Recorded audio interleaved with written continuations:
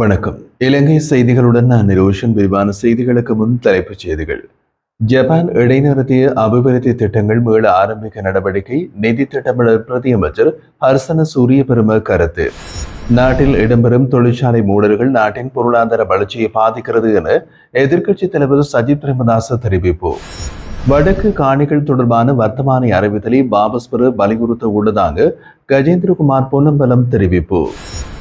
தொடர்வது விரிவான செய்திகள். நாட்டில் உள்ள அனைத்து அரசியல் கட்சிகள் மற்றும் சுயேட்சை குழுக்களுக்கு உள்ளூராட்சி சபைகளில் தேர்ந்தெடுக்கப்பட்ட உறுப்பினர்களின் விவரங்களை உடனடியாக சமர்ப்பிக்குமாறு தேர்தல்கள் ஆணைக்குழு விசேட அறிவிப்பொன்று வெளியிட்டுள்ளது. இந்த தகவல்கள் கிடைத்தவுடன் உறுப்பினர்களின் பெயர்களுடன் சேர்த்து உள்ளூராட்சி சபைகள் தொடர்பான விவரங்கள் வர்த்தமானியில் வெளியிடப்படும் என்றும் தெரிவிக்கப்பட்டுள்ளது.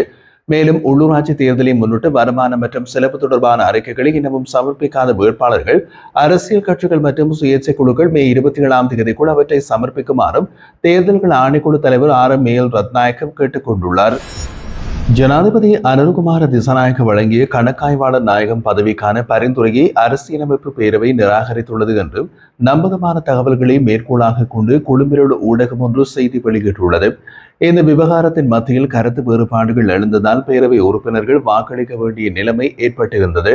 வாக்களிப்பில் 5 பேர் பரிந்துரைக்கு எதிராகவும் 3 பேர் ஆதரவாகவும் வாக்களித்துள்ளனர். எதிர்க்கட்சித் தலைவர் சஜித் பிரேமதாஸ், அவரது பரிந்துரை பெற்ற அஜித் பி பெரேரா மற்றும் சிவில் சமூகத்தை பிரதிநிதித்துவப்படுத்தும் ஒருவரும் எதிராக வாக்களித்தனர்.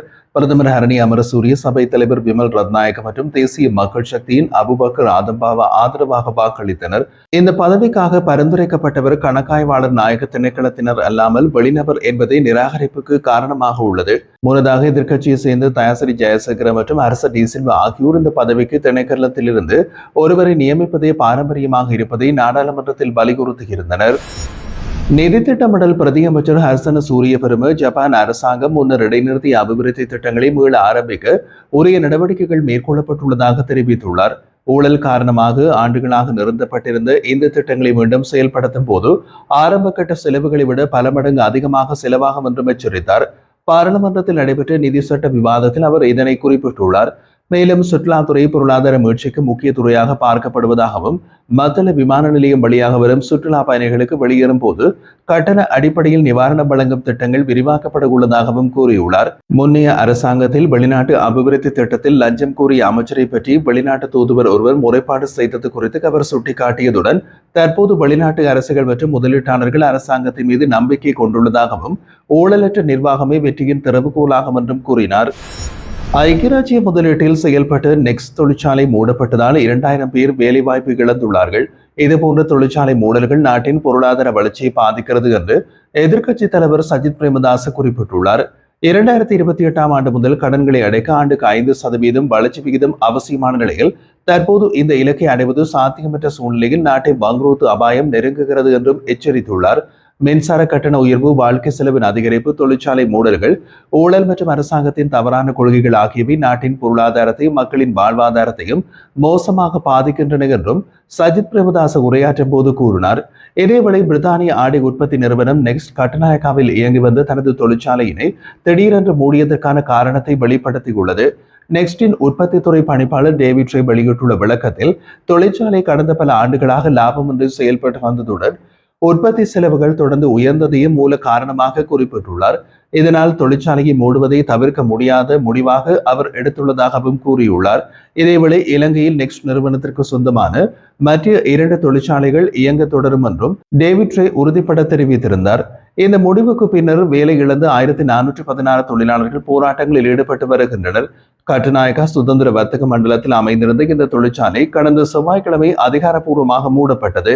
தொழிலாளர்களுக்கு பணி நீக்க தொகுப்புகள் வழங்கப்படும் என்றும் நிறுவனம் தெரிவித்துள்ளது. இது தொடர்பாக தொழிற்சங்கங்கள் கடும் கண்டனம் தெரிவித்து ஆலோசனை அல்லது முன்னறிவிப்பு இல்லாமல் இந்த முடிவு எடுக்கப்பட்டிருப்பது ஊழியர்களுடன் மேற்கொண்ட ஒப்பந்தத்தை மீறுவதற்கு சமம் என்று குற்றம் சுமத்தியுள்ளன. வடக்கு மற்றும் கிழக்கு மாகாணங்களை பிரதிநிதித்துவப்படுத்தும் எதிர்க்கட்சி பாராளுமன்ற உறுப்பினர்கள் மற்றும் பிரதமர் ஹரணி அமரசூரிய இடையிலான சந்திப்பு மே 23ஆம் தேதி வெள்ளிக்கிழமை நாளை நடைபெறுகின்றது. இந்த சந்திப்பில் வடக்கில் உள்ள காணிகளை அரசு காணிகளாக பிரகடனம் செய்வதை முன்னோக்கி வெளியிடப்பட்ட வர்த்தமானி அறிவித்தலை வாபஸ் பெறுமாறு வலியுறுத்துவதாக தமிழ் தேசிய மக்கள் முன்னணியின் பாராளுமன்ற உறுப்பினர் கஜேந்திரகுமார் பொன்னம்பலம் தெரிவித்துள்ளார். இது காணிகள் காணி நிர்ணய கட்டளை சட்டத்தின் 4ஆம் பிரிவின் கீழ் உரிமை கூறப்படாத பட்சத்தில் அரச காணிகளாக மாற்றப்படும் என்று அறிவிக்கப்பட்டுள்ளது. மொத்தம் 5940 ஏக்கர் காணிகள் இதில் இடம்பெறுகின்றன. இந்த அறிவித்தலுக்கு எதிராக தமிழ் தேசிய கட்சிகள் கடுமையாக எதிர்ப்பு தெரிவித்த நிலையில் அரசாங்கம் இதனை நடைமுறைப்படுத்துவதை தற்காலிகமாக இடைநிறுத்தியுள்ளது. இந்த கால பின்னணியில் ஏற்பாடு செய்யப்பட்டுள்ள சந்திப்புக்காக எதிர்க்கட்சி உறுப்பினர்களுக்கு அழைப்பு விடுக்கப்பட்டுள்ளது. இதில் கலந்து கொள்ள தமிழ் தேசிய மக்கள் முன்னணியின் சார்பில் பங்கேற்பதாகவும் அரசு எந்த காரணத்தை முன்வைத்தாலும் இந்த அறிவித்தலை வாபஸ் பெற வேண்டிய நிலைப்பாட்டில் தாம் உறுதியாக இருப்பதாகவும் கஜேந்திரகுமார் தெரிவித்தார். மேலும் அரசு உண்மையில் மக்கள் எதிர்கொள்ளும் காணி பிரச்சனையை தீர்க்க விரும்பினால் அதற்கென விசேட ஆணைக்குழு ஒன்றை அமைத்துக்குரிய நடவடிக்கைகளை மேற்கொள்ளலாம் என்றும் அவர் சுட்டிக்காட்டினார். 2025 ஆண்டுக்கான இரண்டாவது மின்சார கட்டண திருத்தத்திற்கு இலங்கை மின்சார சபை முன்மொழிவு ஒன்றை சமர்ப்பித்துள்ளது.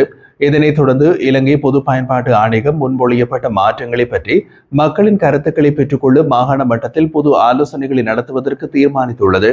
இந்த திட்டத்தின்படி மே 23 நாளை முதல் ஜூன் மாதம் 3ஆம் தேதி வரை நாட்டின் 9 மாகாணங்களில் பொதுமக்கள் கலந்துரையாடல்களில் பங்கேற்க வாய்ப்பு வழங்கப்பட்டுள்ளது. மின்சாரம் தொடர்பான இந்த மாற்றங்கள் குறித்து பொதுமக்கள் மற்றும் துறை சார்ந்த நிபுணர்களின் ஆலோசனைகள் ஜூன் 5ஆம் தேதி வரை ஏற்கப்படும். மின்சார சபையின் இந்த இரண்டாவது கட்டண திருத்த முன்மொழிவை இலங்கை பொது பயன்பாட்டு ஆணைக்குழுவின் அதிகாரப்பூர்வ இணையதளத்தில் காணலாம் என்றும் தெரிவிக்கப்பட்டுள்ளது. இதேவேளை மின் கட்டணம் அதிகரிக்கப்படுமாயின் அதற்கேற்ப நீர் கட்டணத்திலும் திருத்தம் மேற்கொள்ள வேண்டியிருக்கும் என்று தேசிய நீர்வளங்கள் வடிகால் அமைப்பு சபை தெரிவிக்கின்றது. இந்த விடயம் தொடர்பாக கலந்துரையாடல்கள் ஏற்கனவே ஆரம்பிக்கப்பட்டுள்ளதாக அந்த சபையின் சிரேஷ்ட பேச்சாளர் ஒருவர் தெரிவித்துள்ளார். அவ்வாறாயினும் திருத்தம் மேற்கொள்ளப்படும் முறைமை மற்றும் தொடர்பாக அமைச்சரவைக்கு யோசனை சமர்ப்பிக்கப்பட்டு ஒப்புதல் பெறப்படும் என்றும் அவர் குறிப்பிட்டிருந்தார். இலங்கை நாடாளுமன்ற உறுப்பினர்கள் மற்றும் அதிகாரிகள் குழு ஒன்று திறன் மேம்பாட்டு திட்டத்தில் பங்கேற்பதற்காக இந்த வாரம் இந்தியா செல்கின்றது. 20 நாடாளுமன்ற உறுப்பினர்களும் 4 மூத்த அதிகாரிகளும் உள்ள இந்த குழு புதுடில்லியில் உள்ள நாடாளுமன்ற ஆராய்ச்சி மற்றும் ஜனநாயக பயிற்சி நிறுவனத்தில் நடைபெறும் பயிற்சியில் கலந்து கொள்கின்றனர். இந்த பயணக்குழுவை பிரதி சபாநாயகர் ரிஸ்வி சாலிக் தலைமையிலான குழுவாக இந்திய உயர்ஸ்தானிகர் சந்தோஷா நேற்று கொழும்பில் வரவேற்றுள்ளார். 2025 மே 26 முதல் 30 வரை நடைபெறும் இந்த பயிற்சியில் நாடாளுமன்ற செயல்முறைகள், குழு அமைப்புகள், நிர்வாக துறைமுகங்கள் உள்ளிட்ட தலைப்புகள் குறித்து கவனம் செலுத்தப்படும். இந்த பயிற்சி திட்டம் இந்திய பிரதமர் நரேந்திர மோடி கடந்த ஏப்ரல் மாதம் இலங்கையில் அறிவித்த 70 இலங்கை நிபுணர்களுக்கான பயிற்சி வாய்ப்பின் கீழ் செயல்படுத்தப்படுகிறது. குறைந்த வருமானம் பெறும் நிலையிலுள்ள குடும்பங்களுக்கு வழங்கப்படும் அஸ்மஸ்வ நலம்புரியின் மே மாத கொடுப்பனவு தொடர்பான தகவல்கள் வெளியாகியுள்ளன. இதன்படி இன்று இந்த கொடுப்பனவு பயனாளிகளுக்கு வங்கி கணக்குகளில் நேரடியாக ஒப்படைக்கப்படும் என்று நலன்புரி நன்மைகள் சபை அறிவித்துள்ளது. இந்த திட்டத்திற்கு 14 லட்சம் அஸ்மஸ்ம பயனாளி குடும்பங்கள் பணம் பெறும் அதே நேரம் இதற்காக அரசாங்கம் 11 பில்லியன் ரூபாவுக்கு மேலான தொகையை ஒதுக்கியுள்ளது. அஸ்வஸ்ம நலன்புரி திட்டத்தின் பயனாளிகள் தங்கள் வங்கிக் கணக்குகளுக்குள் மே மாதத்துக்கான கொடுப்பனவை பெற முடியும் என்று நலன்புரி நன்மைகள் சபை உறுதி செய்துள்ளது.